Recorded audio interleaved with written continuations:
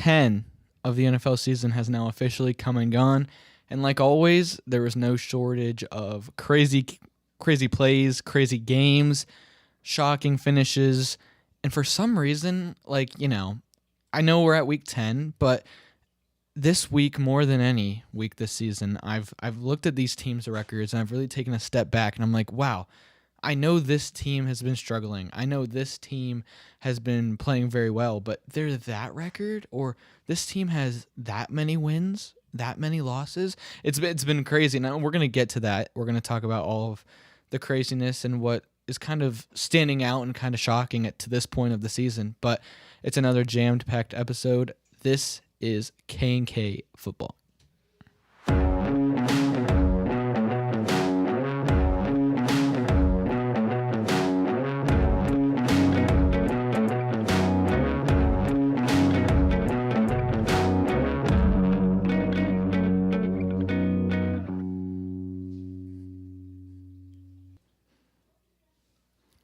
So Austin, I'm gonna go ahead and just straight ahead and ask you what did you think of this week's games?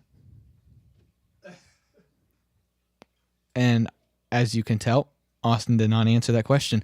Crazy enough, I missed last week. I was really sick, and Austin did a great job filling in for me, or so we thought. Unfortunately, we met as a K&A football team and decided that the last episode's ratings really were down, and it was really just a flop of an episode. And so, unfortunately, it does come with great sadness, as we do mention that Austin is no longer a part of the K&A football team, and it is now the K&K Football Podcast. We think it has a good ring to it. So, K is actually Debbie's middle name. And so that's where the other K comes from. Just K and D doesn't sound as good as K and K. So now we're with Debbie, who's making back-to-back appearances. So, Debbie? What's poppin'? Yeah. Back at it again. Yeah, Debbie's now a full-time person. Okay. And obviously you guys all know that is obviously not true. Somehow, oddly enough, Austin is now sick. So he's at home, I guess, in his dorm. So we hope Austin gets well soon. Prayers to him, and yeah, last Prayers week that I don't get sick next. Yeah, I know it's gone to me, then Austin. Now it's coming to you. So next week we might be cooked because if Debbie is sick, we are not getting anything done. But yeah, Austin could say whatever he really wanted last week with no repercussions and nothing coming from me to tell him he's wrong. So now it's gonna be the opposite of that, and so I'm very excited for it. But it's going to be weird without Austin here. I'm not going to lie. So without further ado, let's just jump into the top 3 plays of the week. And not going to lie, I know there was a lot of good games this week, but finding 3 top plays was very hard. I could find 2 good ones unless I really am missing one. So if I am, let me know in the comments or shoot us a DM because I was really struggling. And I watched all of these games. So play number 3, we have Marquez Valdez-Scantling. His first game for the New Orleans Saints. You can go ahead and roll this, Debbie. They're at the 40-yard line, leading 3-0 against the Falcons. And Derek Carr does what we've seen him do a lot this season and throw a beautiful deep ball, 40-yard touchdown, Valdez-Scantling. He ended up with 3 catches in this game, over 115 yards and 2 touchdowns. So not a lot of catches, but a lot of action and a lot of big impact plays. And we've seen Derek Carr do that many times this year. Week 1 against the Panthers, week 2 against Dallas, and now here. So in the big wins for New Orleans, Derek Carr goes deep, and we saw that in that one. And then the next play, I know a lot of people seeing this maybe. If you're watching this on YouTube, you can see the play before we're playing it. But if you're watching it or listening to it, we appreciate you for that, but go ahead and look at the YouTube so you can see the plays as they're going on. But if you're seeing this, you're probably rolling your eyes because you can go ahead and start rolling the clip, Debbie. But the Chiefs are about to lose their first game. It's a 35-yard chip shot field goal, and the kick is blocked. Kansas City wins the game, moves to 9-0. A 35-yard field goal. In this day and age in 2024, a 35-yard field goal is as close to automatic as you can be. And for the Chiefs to go ahead, block the field goal, I mean, they were only winning by 2. So if that goes in, it's ball game. So the Chiefs, us here in the studio, we were all very happy. I know Austin texted me right after.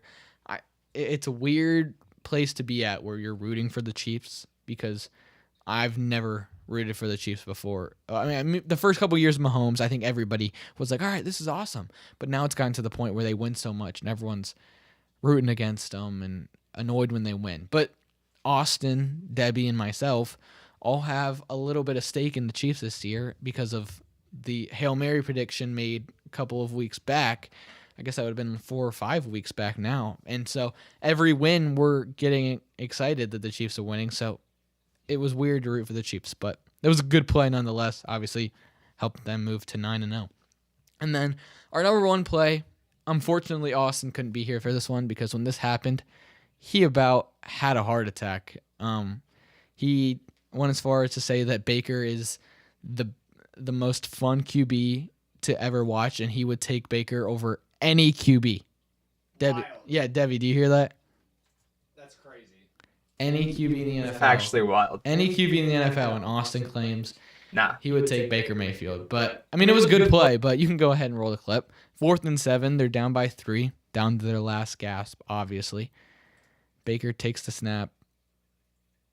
He's looking, and he's evading pressure, and he's just running. And he's holding on. He's being held by Nick Bosa, and he's stiff-arming Nick Bosa, and they're just walking for a good 5-6 yards, and he's just... It really, when you slow it down and watch it in slow motion, it looks really weird because it looks like Nick Bosa is just like hugging onto his arm. Like it literally looks like if Nick Bosa would just fall to the ground there, the play's over and the game's over because that's 4th down. But instead, Baker just keeps pushing him off like he was his little brother. And he's like, get off of me, like stop. And then just flicks it forward for an incredible 1st down to keep the drive going. Ultimately lost the game, but tied the game up that drive. So great play by Baker Mayfield. That's the number 1 play this week. And Austin, if you are listening in your sick bed, you're welcome. I know you definitely would want me to put that on there this week because you absolutely loved that play. So, yeah, we can go ahead and just jump right into the Week 10 scores. So, Week 10 started off with a bang on Thursday Night Football. We got the Ravens and we got the Bengals. And something about Joe Burrow, his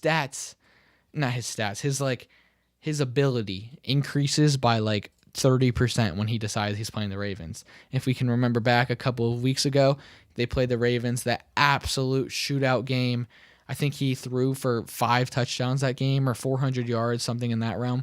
Well, in this game, he threw for 428 yards and 4 more touchdowns in a losing effort, which is very sad for the Bengals because they're a team that, as we know, they don't normally start fast. They didn't start fast again this year, and so they're trying to make that late season push to make the playoffs.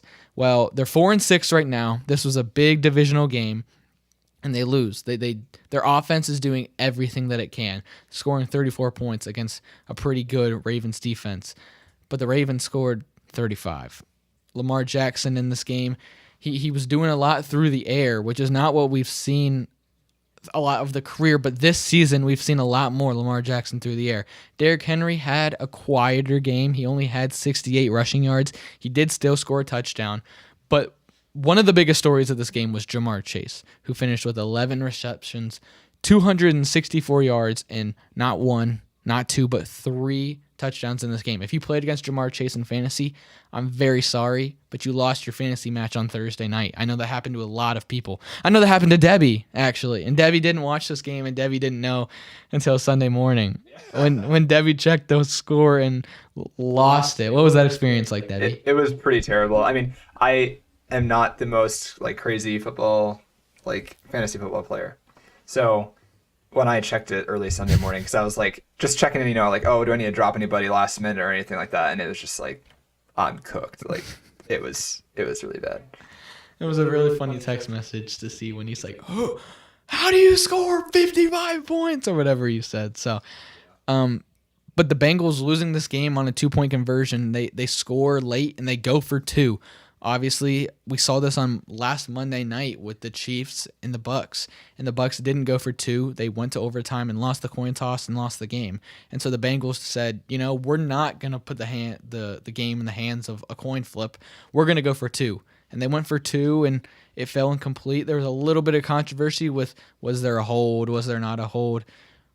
Regardless, they lost the game. Your defense has to step up if you're Cincinnati. You can't win every game 40-42.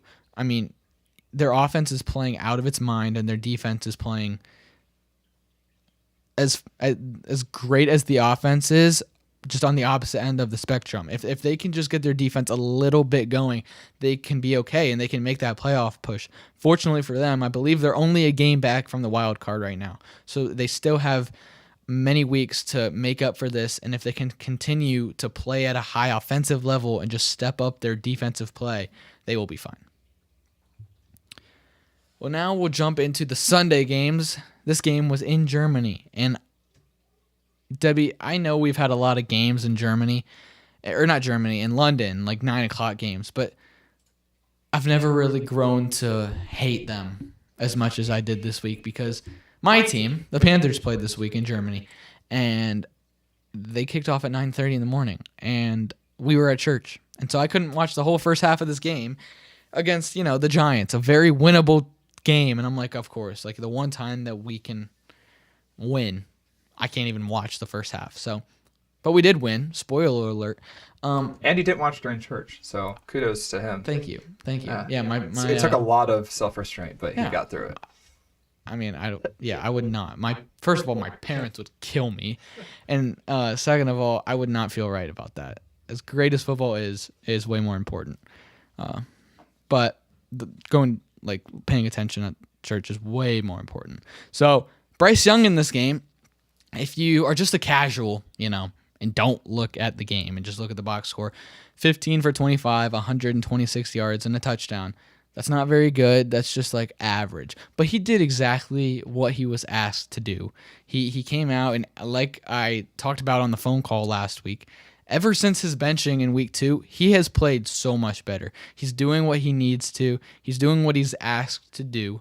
Last week against New Orleans, he played great. This week against the Giants, he had a phenomenal first half, and he only threw the ball, I think it was 10 times in the second half, but he wasn't asked to do much. Chuba Hubbard had an amazing day with 153 yards on the ground and a touchdown. They were just running the ball because they were having success. So why would you put the ball in Bryce Young's hands when you can just run and win the game? And he did what he had to do. He wasn't making mistakes. And they won this game in overtime, 20-17. The Panthers have their first winning streak, their first back-to-back wins since 2022. That's crazy. It's 2024. It's been 2 years since that. So Daniel Jones on the other side of the ball had another Daniel Jones type of day. 22 for 37, 190 yards, and 2 interceptions. There's a lot of conversation right now with the Giants about, okay, is it time to bench him? And it's sounding like there's a very, very likely chance. They have a bye this upcoming week, and then there's a very likely chance that Drew Lock is going to be their quarterback going into week 12. So this might be the end of the Daniel Jones era. It was about 60 games too long, about 3 seasons too long. Daniel Jones, I know he's not going to be happy with getting benched, but he can always hang his hat on. He absolutely finessed the Giants into a massive contract. I mean, you've seen Bryce Young, Anthony Richardson, Aiden O'Connell, Gardner Minshew. You've seen many guys get benched after a half a season, 10 games. Daniel Jones has been terrible, has shown maybe 1 season of potential, which was the year they went to the playoffs. But aside from that, he has shown nothing in his 5 or 6 years of being a starter, and they gave him a massive extension. So I'm sorry if you're a Giants fan, but fortunately for you, you are probably going to wind up with a top 3 pick, and you can get your next QB because Daniel Jones will not be there long. Right, we're going to go ahead and jump to the next game. It's kind of weird, not having Austin here, because Austin would be the one who'd jump to the next one. So Awesome, we're missing you. But we're gonna go Vikings and Jaguars, and the Vikings are one of those teams that I was talking about on the opening. Yes, we know they started out undefeated, and we know that they were, I think, 5-0. And the last couple weeks, they've really struggled. They lost that game, obviously, to the Rams on Thursday night. They lost to the Lions, who the Lions you're going to lose to. It's fine. But they haven't looked like the same undefeated team the last couple of weeks. And obviously, they're coming into this one now. They're playing the Jaguars without Trevor Lawrence. Like, it should be a cakewalk. You're going to beat the Jags. And they barely did. They didn't score a touchdown. They kicked 4 field goals in this game. But as I was getting at, is the Vikings are 7-2. I don't know if that's just me like looking over that, but I didn't realize that they're 7-2. I don't think people at this point in the season are saying the Vikings are contenders, especially with how they've played as of late. But 7-2, they're in the driver's seat to make the playoffs. I mean, maybe not win their division because they're in the division with Detroit. Detroit is sitting at, I believe, 8-1 right now, which is insane. 7-2 is not leading their division, but 7-2, they're gonna be in the playoffs, and it's gonna be a really interesting the rest of the way to see how they do with some more competition. I mean, Jacksonville's a very bad team, and you really struggled. What I'm getting at is Sam Darnold. He had 241 yards in this game, so hey, that's not bad. But you're playing Jacksonville, one of, if not the worst pass defense in the NFL, and he had 3 interceptions in this game. 1 interception is okay. 2 interceptions is a rough game. 3 interceptions, that's a bad game. And that's what we've seen from Sam Darnold a lot in his early years. We saw that all the time in New York, all the time in Carolina, and we haven't seen it at all really so far in Minnesota, and that's why people were saying he's revived his career. Well, this was kind of Sam Darnold saying, no, I'm still Sam Darnold, and if you are dumb enough to start Sam Darnold in your fantasy league, I'm dumb enough to start Sam Darnold this week. He performed terribly, with his 3 interceptions and near 0 touchdowns. Fortunately, they won the game because Mac Jones and the Jaguars are that bad. But the Vikings got to figure something out. If they can't play offense like this with Sam Darnold throwing 3 picks against the Jags, not a good team, like I said. And you're going to be playing the Lions again. You're going to be playing the Packers again. Like, you're in a hard NFC North that you can't afford to take losses like that.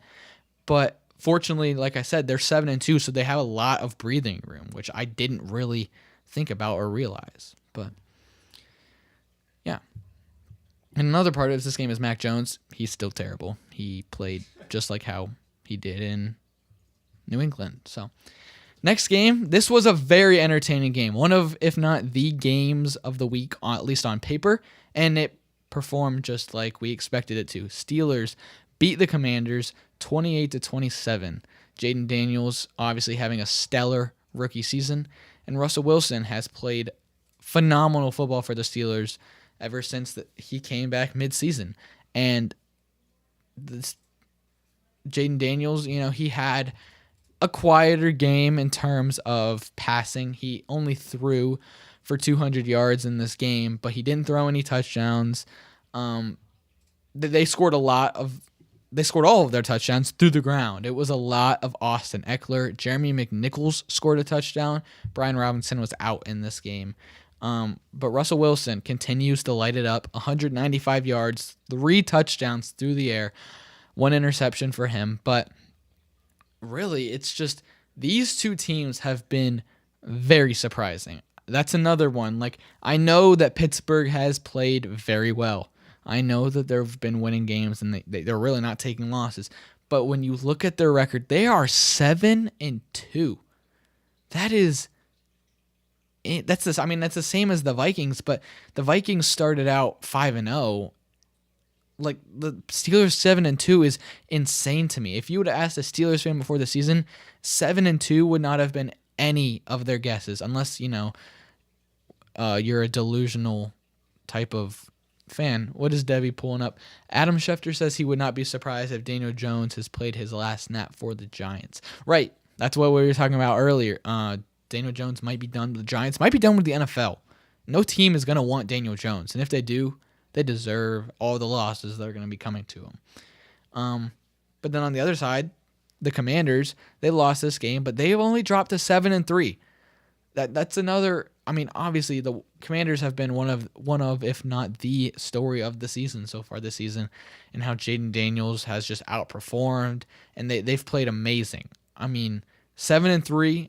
Commanders fans haven't seen 7-3. I don't even know. I don't think I've ever seen the Commanders close to the 7-3.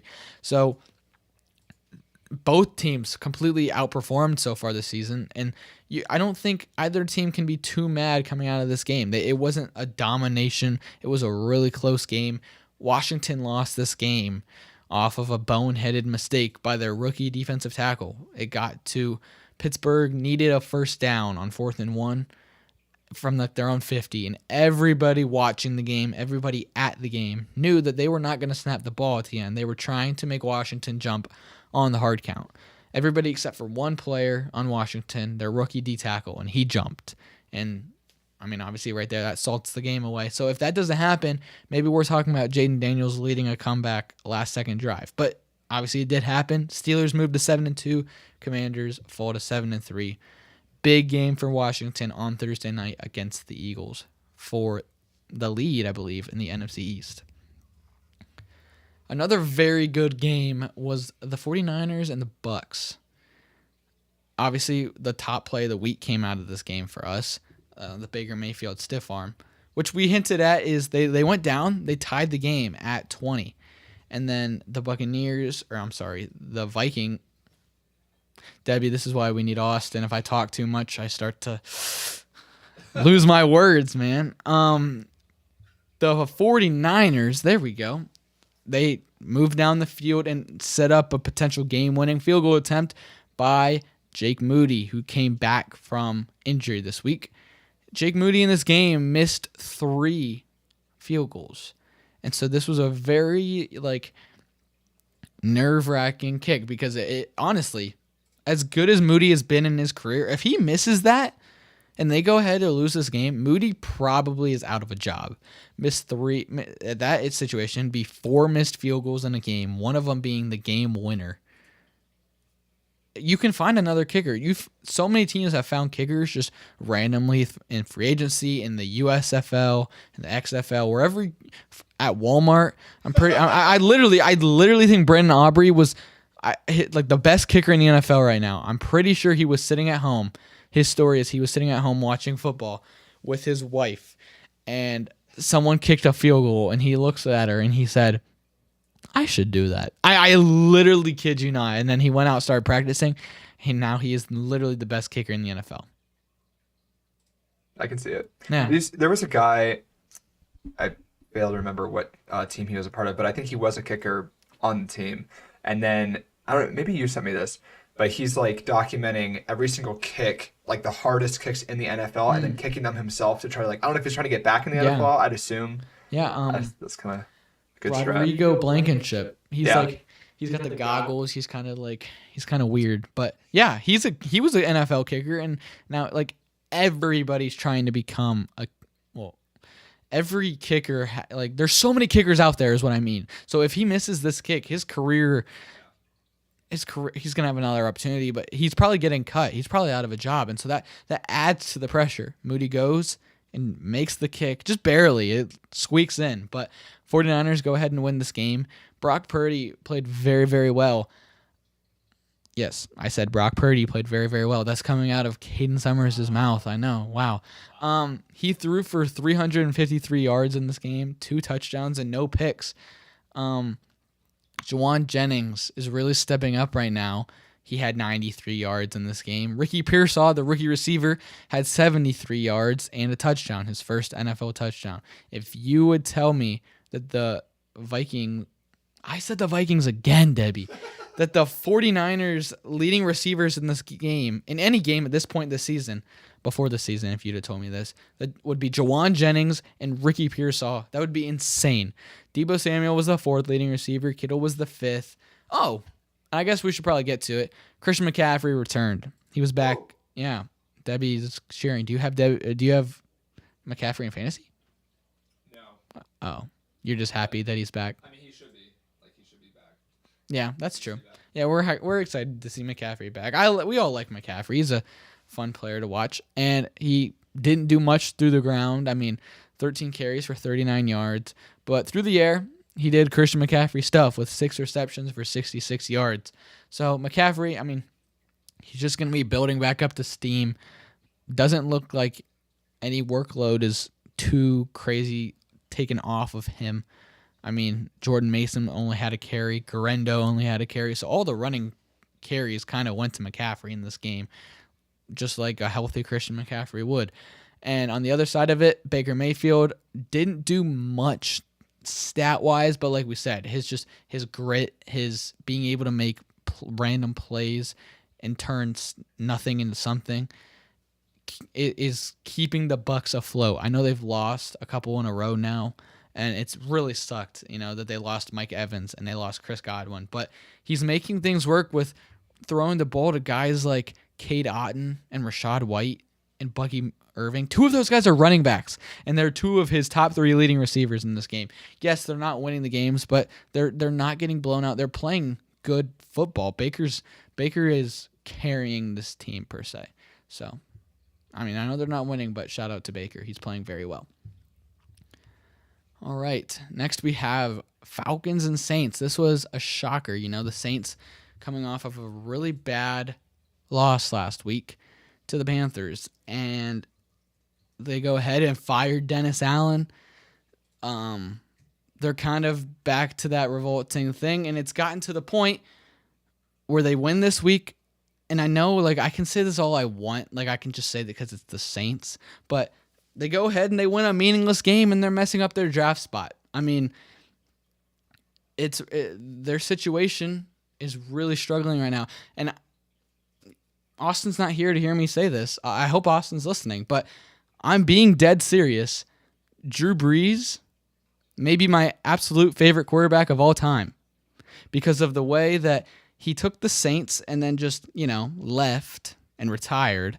And then it turned into just turmoil in New Orleans. And it turned into Sean Payton leaving because he's like, okay, I need Drew Brees and we're not winning now, so I'm gone. And he just left, putting the Saints in a bad situation. Hiring Dennis Allen. He's been a terrible coach for so long now. He gets fired midseason, and they still have some talent. Well, that talent goes ahead and wins a meaningless game, and now they're probably not in contention for the number 1, number 2, or even number 3 pick.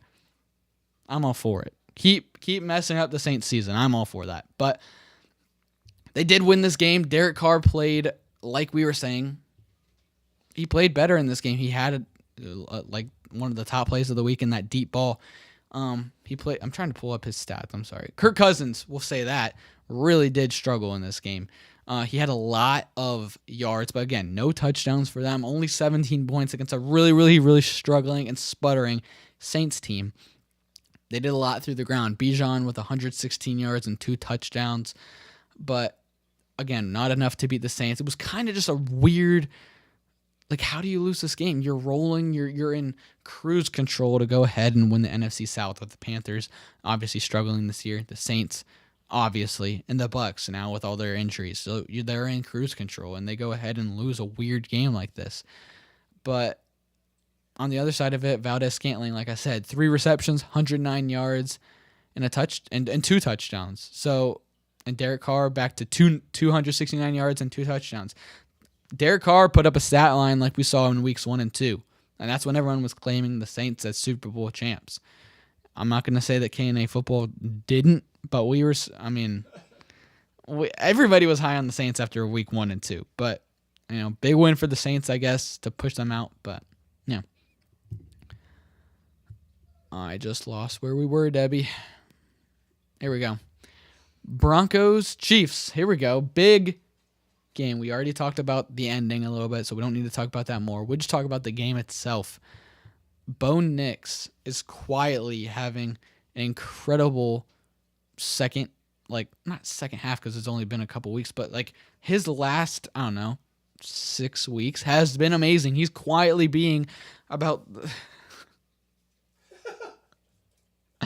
You guys can't see what I can see, but I see like there's a big TV in front of me, and since Austin's not here, it's just filled with like there's like 1, 2, 3, 4, 5, 6, like there's a ton of me's on there from different angles, but there's also one that's just like a Debbie cam on the bottom, and I'm talking about this, and I look up at the screen for a second, and I literally just see this from Debbie.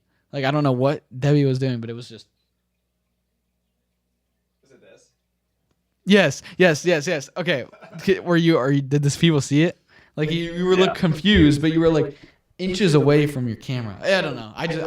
Because we're professional here at K&A Football, and so I have the X feed pulled up, and I'm always trying to fact check as much as we can. So I'm like trying to read stuff. Very professional here. Yeah, super professional. We're filming in an open room right now as well, which hey, that's okay. It's going great. Where was I at? Bo Nix having a great couple of weeks now. 215 yards and 2 touchdowns, no picks against the Chiefs. Very good defense. He's a rookie QB going into Arrowhead Stadium against the 8-0 Chiefs, against the back-to-back Super Bowl, back-to-back reigning champs, Kansas City Chiefs, and he was a blocked field goal away from beating them in Arrowhead. With the Denver Broncos, with his supporting cast of Cortland Sutton, Lil Jordan Humphrey, Audric Estime at running back. I mean, yeah, Bo Nix is quietly maybe the second best rookie QB in this class, which is really crazy because I know us at K&A Football are not Bo Nix fans. At least weren't at the start of the season, but he's playing a lot better. Patrick Mahomes. He kind of had a Mahomes-like stat line for this season, 266 yards, only 1 touchdown. Yeah, I mean, that's kind of how the Chiefs have been this year, not playing good football, but winning the game. They moved to 9-0, and the only stat that matters is the W stat, and they got 9 of those, and they got 0 of the L's. That's all that matters. What's crazy is the team is activating running back Isaiah Pacheco soon. So soon, the Chiefs are going to have their superstar running back. So things are getting scary for the rest of the league, but very exciting for K&A Football. Yeah. But next game up here is the Bills and the Colts. This one, honestly, I'm not going to spend too much time on because it was not too much of a contest. I mean, the final score was 30-20, but really, I mean, the Bills jumped out to a very early lead because the Colts were throwing threw 2 very early interceptions. The Colts did come back and make it a little bit of a game. Josh Allen was, I believe Josh Allen threw some picks. Actually, that's a very important stat if that's true. Let me find that because up to this point, Josh Allen has thrown no interceptions. Now I'm second guessing myself. Yeah, he threw 2 interceptions in this game, and that brought the Colts closer, but the Bills, they're a great team, and they have a lot of star power, and they were able to pull away and make this.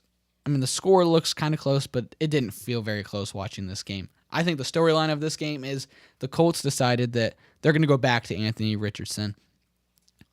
They said, we've seen enough of Joe Flacco. Cleveland, you can have him if you want him. He's terrible. So they're going to go back to Anthony Richardson, which I guess it's a smart move. They're not winning with Joe Flacco. What's Anthony Richardson learning? It's the same situation that it was in Carolina with Bryce Young and Andy Dalton. And so I think the Colts are making a good move by putting Richardson back out there now. He had 2 weeks to sit. Maybe he needed to just rest up because we all know that he said a couple weeks ago, he's tired and he just left the game mid-play. But, yeah, that's all really from that one. Next game, this is crazy. Hold up.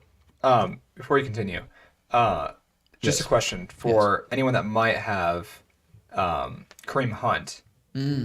What do you for fantasy people especially? What do you think that does for them? Does Debbie have Is that Kareem Hunt? maybe? But in general, I'm sure other people are wondering. Yeah. Does this make my running back more valuable, less valuable? What do you think? I mean, once Pacheco comes back, definitely less valuable. I think he goes close to little to no value once he's back. But I don't know if he's going to be back this week or even next week. They've just designated him to return, so he has 3 weeks to come back. Debbie's getting on his phone right now. Debbie might be trying to trade him as we speak. So he's still probably going to be, Debbie's going to try to trade him on the pod, on live. But he's still going to be good for probably 1, maybe 2 weeks. But once Pacheco comes back, unless Pacheco gets injured again, he's probably not going to see too much. Pacheco is going to be the dominant back on that team. But, I mean, I wouldn't dump him for nothing. He's going to be worth a little bit, especially if there's an injury out there, Debbie. It's in the 32-man league. There's no shot that I could get anything for Isaiah Pacheco. Or again, you were offered a trade for Kareem Hunt the other day, right? I have Kareem Hunt. Yeah. Someone tried to trade you for Kareem Hunt, oh yeah, that's right. On Sunday night. Oh man. Well, I tried to accept it, but then he refused it after I refused his. It was a whole thing. Yeah, it was a little shady of a deal that he threw in free Chipotle. Maybe I had free Chipotle. Maybe I had ice cream card. Who knows? It's a little shady. Maybe I'm tanking. You never know. You're tanking. You're tanking in a league that has no draft picks. Trust. That is a crazy strategy, Debbie. All right. Another team that should be tanking right now is the Patriots versus Bears game. And we said the Patriots weren't going to be very good this year. They're not, but they got 3 wins. They're 3-7 now after beating the Bears, who only now have 4 wins. They were sitting at, I believe, 4-2 just a couple weeks ago. They lost on that Hail Mary, and things have just fell apart ever since that. They lost 19-3. That's so bad. I mean, the Bears, they have gone ahead and fired their offensive coordinator, Luke Getsy, today, but I really don't think that's the bulk of the issue. I think it's the entire coaching staff. I don't know. Caleb Williams in this game, 120 yards, no touchdowns, no picks. Obviously no touchdowns. They scored 3 points. DJ Moore, 3 receptions for 24 yards. He seems so unhappy. We know that DJ Moore was a big fan and a big friend and advocate for Justin Fields, and he said last offseason, I don't know why they would need to get rid of Justin Fields. I don't see an issue with him. Well, they went with Caleb Williams, and DJ Moore is not happy about it right now, and I don't think anybody in Chicago really is right now. They're playing terrible football. They have gone 24. Oh, Debbie left. Oh, Debbie's back. Debbie, I want you to hear the stat. They have gone 24 straight offensive possessions without scoring a touchdown. That's wild. That is so wild. 24 possessions is terrible. And when you have the number 1 overall pick, you have... I just spit, sorry. They have the number 1 overall pick. You got an okay running back in DeAndre Swift, but then you got Keenan Allen, DJ Moore, first-round pick, Rome Odunze. How are you not scoring touchdowns? Like, I understand it's coaching, but you got to be able to develop your QB. That's what we saw with a little bit of Bryce Young last season and maybe with Anthony Richardson. Maybe Anthony Richardson just kind of sucks, but maybe Caleb Williams kind of isn't as good as we thought, but maybe it's Chicago. We got to wait and see what happens these next couple weeks. Obviously, it's looking like Chicago, they can't keep their head coach by playing like this. But on the other side of it, Drake May, 184 yards and a touchdown and a pick. A very good game from the rookie QB. I mean, didn't wow you by any means, but he did enough to win, and he's only about, I believe, like his 3rd or 4th start. He's playing a lot better football, and the Patriots, I'm assuming, are thrilled with him, especially with his very, very little weapons. He's thrown to Austin Hooper and our favorite player at K&A Football, Kayshon Boutte. But that's about all from that one. Next up, we have the Titans and the Chargers. The Titans losing this one, 17-27. The Chargers is the main team, well, one of the 2 main teams that I was going to say when it came in terms of looking at a team and saying, hold on, they're that record. The Chargers are 6-3. I wish Austin was here so bad because I want to know what Austin would think about that because I don't know. I'm a big Herbert fan. We know that. I'm sorry, that was funny. I'm a big Herbert fan, and so I'm watching the Chargers. I'm rooting for the Chargers. I didn't know they were 6-3. I didn't know they had that many wins. 6-3 is phenomenal for what people were expecting the Chargers this season. I mean, Herbert isn't wowing you by any means, but he's doing what he has to do. He threw 4 incomplete passes in this game, 164 yards and a touchdown. He's doing what he has to do.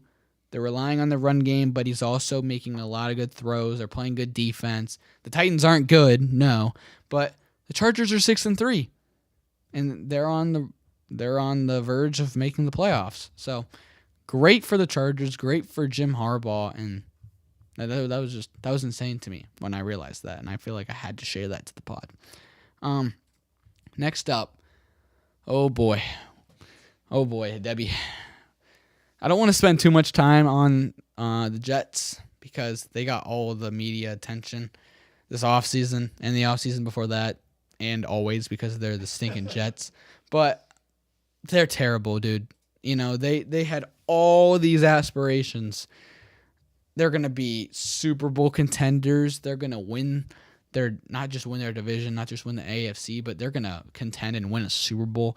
Their offense is going to be amazing with Aaron Rodgers. Their defense is all right. Like, everyone knows their defense is amazing. Oh, my goodness. They just brought in Devontae Adams. They're so good. Well, they've kind of pooped every single week, and they haven't played good at all. And there's a report that I'm reading that says that Aaron Rodgers still wants to play in 2025. Okay. Well, spoiler alert, there's a special segment today called Audible. Stay tuned for it, and we're going to be talking about the Jets in that. But, yeah, they played terrible week 1, didn't play great week 2. Well, week 3, I believe it was week 3, their Thursday night game against the Jets. They played very well. They are the Jets.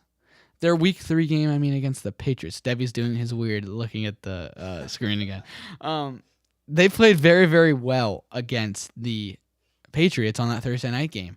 And everyone's like, wow, the Jets are back. The Jets are going to contend, and the Jets are going to win. Like, this was their moment, and they're showing that they're a good team again. And now they're going to go on their run. Well, you know what they say. A glass frog only hops once, and they went right back to their losing ways. They kept losing. They kept stacking up losses. Well, it turns out maybe a glass frog only hops twice because they had another good week a couple weeks ago against the Texans on Thursday Night Football. Again, maybe they're just really good at playing on Thursday Night Football, but they go back. Now they've lost it a couple more, and they got obliterated by the Cardinals. 31-6. Aaron Rodgers, terrible game. But like I said, that's all I want to spend on the Jets for now. What I want to focus on is the Arizona Cardinals.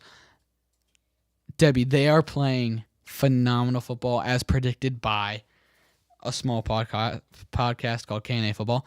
Kyler Murray in this game, 266 yards and a touchdown. They're running the game. They're running the ball. Phenomenal. Kyler Murray had 2 touchdowns on the ground. James Conner had another on the ground. They're 6-4 right now and leading the NFC West. Their offense is phenomenal. Their defense was supposed to be awful, but their defense has been okay and sustainable. And if their offense keeps playing like this, there's no reason to me that they can't go ahead and win the NFC West over the 49ers. And they're playing, they have the lead right now. And if they keep playing like this, they're going to win that division. And they're really fun to watch. And Debbie's pulling up a clip right now. I can see Debbie working while I'm talking. That's crazy. What's Debbie got? Is this one of Kyler Murray's runs? Hold on, let me make sure. Yeah, I think this is it. Let me put it up on the screen. It is. Oh, I remember. I was so mad because I have James Conner in fantasy, and he kept it, and he ran it. It just in. makes me laugh whenever I see him run. Why? Because he's so short. It's just like, look at the way he runs. He runs like a 2-year-old. He runs like an angry toddler. It's crazy. But yeah, the Cardinals are good, and honestly, like, I'm not gonna say that they're going to the Super Bowl, but crazier things have happened, and with the lack of dominant teams in the NFC, I think it's not outside the realm of possibility if Detroit stumbles or the Eagles maybe, or the 49ers in their own division, if they get in over the 49ers. I don't know. I'm not saying they're going, but I'm not even saying they're going to the playoffs for sure, but it's just a team to definitely keep your eye on because they're very interesting and they're winning a lot of games, and they're the second main, them and the Chargers, that I was like, wow, they're 6-4 and they're leading their division. They're playing such good football right now. And the Cardinals have a bye this week. Darn it. I was really looking forward to whoever they played this next week. But all right, we got 3 games left. This one we can't spend too much time on. The Eagles won 34-6. Oh, Debbie, that was not a shot. That was not a shot at you, Debbie. Eagles won 34-6. The Cowboys suck. Dak is officially out for the season. Their season's over. Cooper Rush or Trey Lance, whoever's playing quarterback, is not going to lead that team to many, if any, there we go, wins this season. And the Eagles are very quietly back on their winning ways. They're rolling right now. There you go, Debbie. Thank you. I'll accept your apology later. Jalen Hurts is playing great football. Saquon has been one of the best additions by any team so far this season. A.J. Brown had his with 109 yards. They're just playing great football. Kenny Pickett came in for like the entire fourth quarter in this game because they were winning by that much. Debbie, I know you're a big Eagles fan. They're 7-2. What do you want to say about the Eagles right now? They're my boys. Fly, Eagles, fly. I don't know. I mean, honestly, I watch a few games if I have time, but I'm not as dedicated as Kadin is at watching NFL games. No, that's all right. But yeah, I'm happy to see that they're continuing to like pick it up and not suck. Like that's good stuff whenever that happens. Love when that happens. All right, we got 2 games left. Debbie, I know you watched this game, so you can actually let's hear Debbie give his recap, and then if there's something that needs talked about, I can go ahead after you. But I was with Debbie during this game. We watched this entire game. Lions Texans on Sunday Night Football. The Lions won 26-23. Debbie, let's hear you take Austin's spot. A lot of pressure here, yeah. Got a tiny pair of shoes to fill. But basically, I think the game was for the most part boring to watch in the first half, I would say. I mean, we went and grabbed wings after the first half because we were like, bro, what's happening? But yeah, I mean, the second half definitely picked up a lot more. There was a lot more interceptions, and we were watching it like on the way back in the car. I'm driving, and it was like I walked in to B-Dubs to get the food, and there was another interception on the TV. So like while we're driving there's interceptions. As soon as I walk in, there's another interception, and there was a guy I didn't tell you about this. There was a guy standing in B-Dubs by himself, surrounded by the TVs, and this is like almost emptied out. And he's just like standing there, just like looking up at the television. And as soon as the interception happened, he's like, no! And he's just like screaming at like, bro, like, and the workers are like cleaning up the tables right behind him. It was really sad to watch. And then I came out and there was like more interceptions. So basically, I think we're going to post a meme pretty soon here, but the gist of the meme is like, you know, the other team threw 5 interceptions and you won, right? It's like, no, somehow you still lost. Yeah, I don't know. Great analysis. Right more. That was good. Yeah. I mean, like Debbie said, all the interceptions, there were 7 total interceptions in this game. The Lions Jared Goff threw 5 interceptions and they won. That's insane. First of all, I think that just shows how good in the fight that this Lions team has to be able to overcome 5 interceptions. But another reason they were able to overcome is because the Texans and CJ Stroud threw 2 interceptions of his own. If you look at the Texans this whole season, I know they're leading their division. First of all, they have an easy division. They're a lock to go to the playoffs because they're going to win that trash division. But the Texans, I know that they have what is their official record? They're 6-4. If you ask anybody, I think the Texans are still one of the most disappointing teams so far this season. People were expecting CJ Stroud to pick up where he left off last year, and if not that, make a sophomore leap. and just become an MVP level quarterback and dominate with their new 3-headed monster at receiver. And I know 2 of them have been injured, but people got to start giving CJ Stroud a little bit of, I'm not going to say hate, but not glaze CJ Stroud like they have been his whole career so far. He played great the second half of the season, yes, last year. There's no denying that. He was putting up numbers we haven't seen from rookie QBs, I understand. But we're seeing what we saw from him at Ohio State. When he has a when he has a little bit of pressure in the pocket, he struggles and he can't throw. He can't get through his reads. He can't make plays with his legs like some other quarterbacks can. He really struggles when he has any bit of pressure.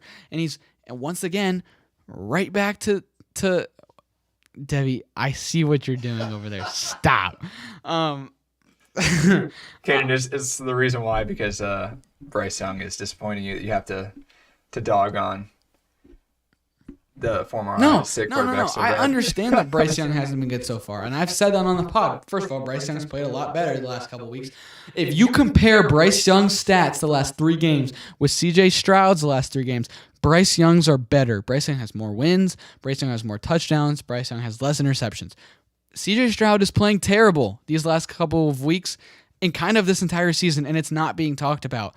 Yes, I know he had a great end to last season. I understand. I know he had a great rookie season. I understand. But people need to start opening their eyes, taking off their rookie QB wow glasses, and realizing that he's not having the season that we thought he would. He is not the quarterback we thought he was at this point of his career.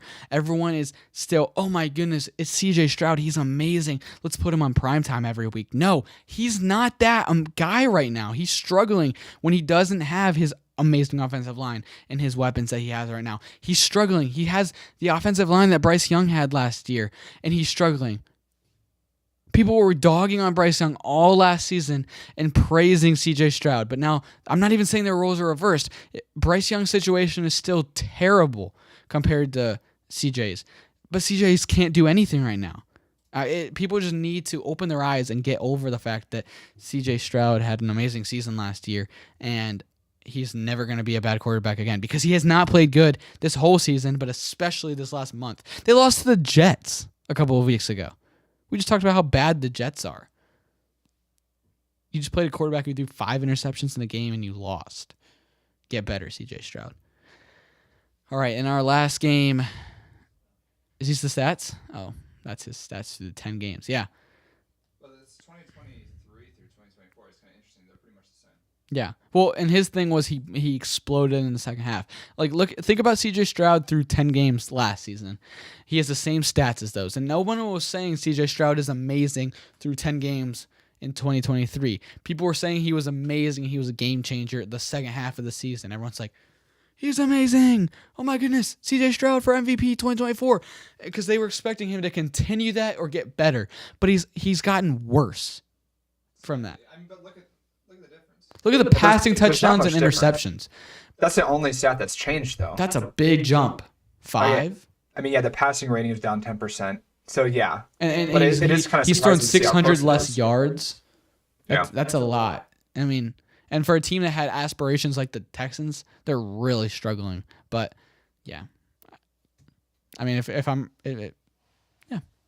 Austin, would probably disagree, but you can't lie with the stats and you can't lie with the numbers, and that's how he's performed these last couple of weeks, and that's kind of this whole season.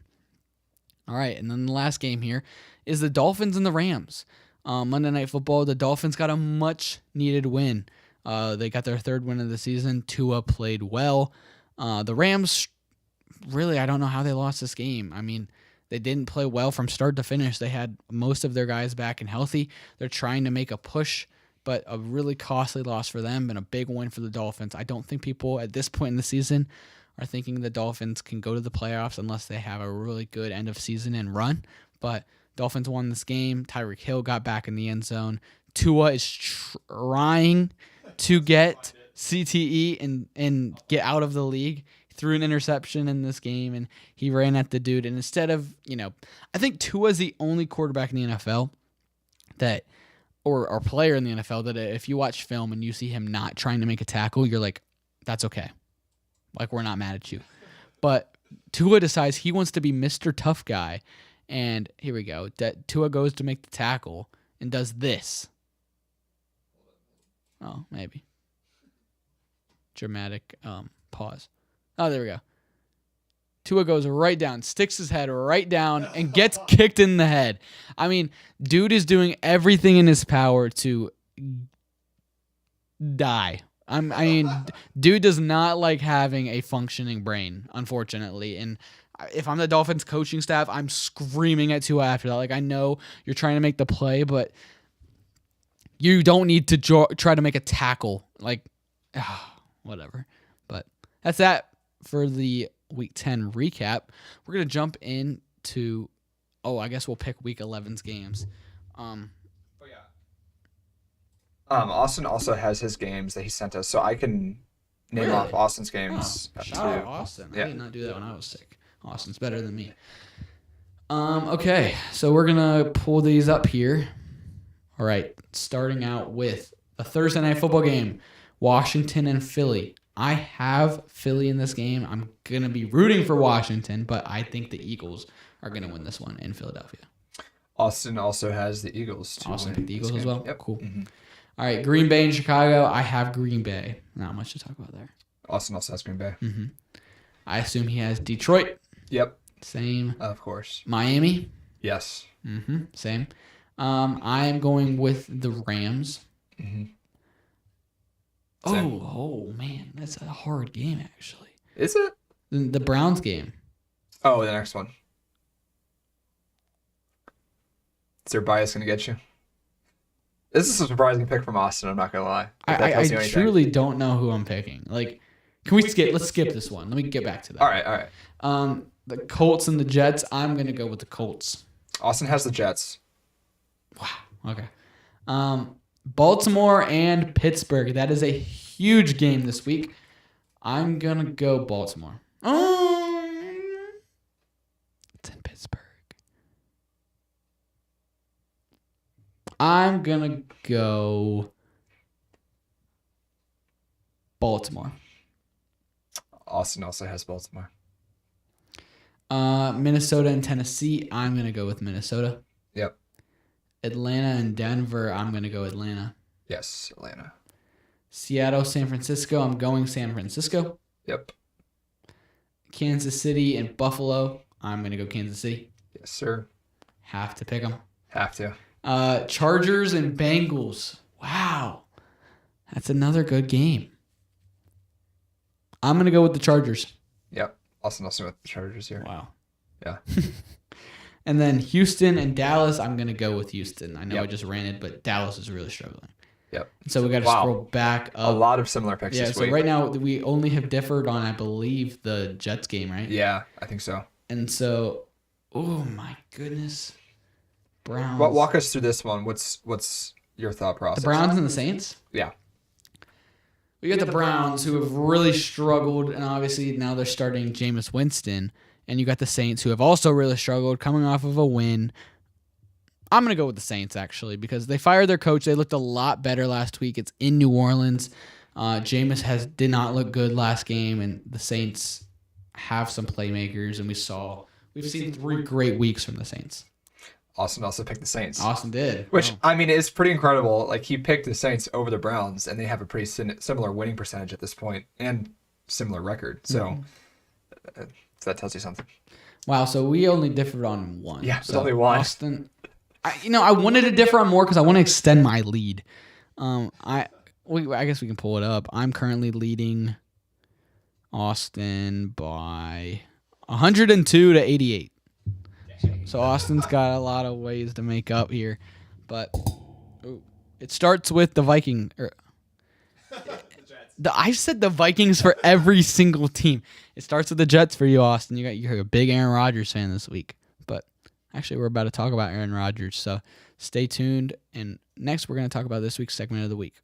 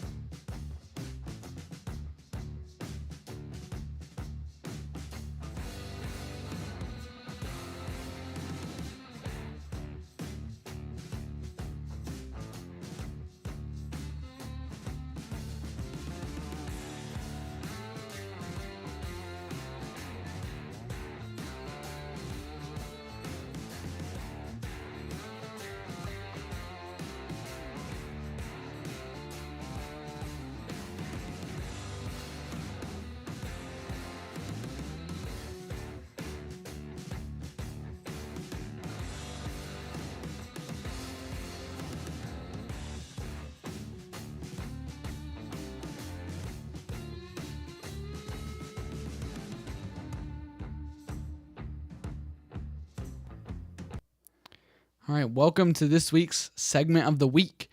This week, myself, because if you listen to this week's episode, Austin is not here this week. He is sick.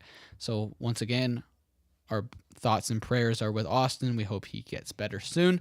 But this week is going to be the audible. So how that works is Debbie has given us a team, and we're going to give the audible and tell you what we would do with that team, what we would do different, make an audible per se, change the play at the line, say what we would do differently with that team, player wise, coaching wise, schematic wise, whatever we could do to make that team different per se. So Debbie, do you want to go ahead and give us our team for this week's audible?